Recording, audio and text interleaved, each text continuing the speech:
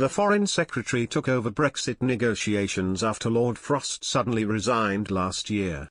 Earlier this month, Ms Truss vowed to trigger Article 16 if there was no cooperation between the EU. Despite Brexiteers urging Ms Truss to invoke Article 16, Emeritus Professor Adrian Gwelke from Queen's University Belfast believes the likelihood of Article 16 being triggered has diminished.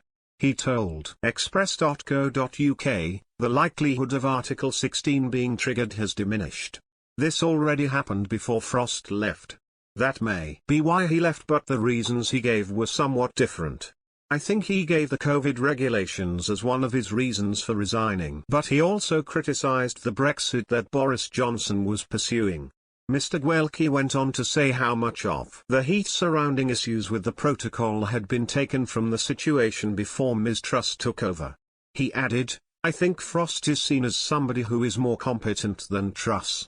Much heat had been taken from the situation before she took over. The threat to trigger Article 16 has gone. The objection of the ECJ has been downplayed.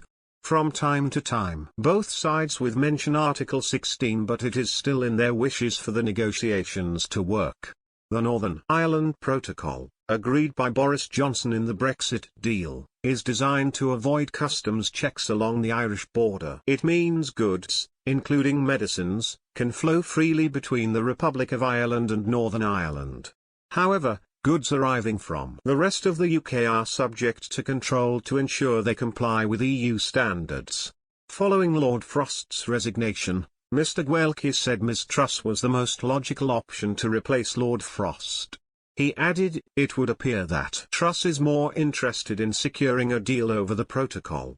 Truss has a more pragmatic view with relations to the EU going forward than Frost did. Truss has always been a Remainer in the past, but I think her approach will be more pragmatic than Frost was. I think the decision was logical enough to give Brexit negotiations to her rather than having a sole minister dealing with it. I think that makes sense."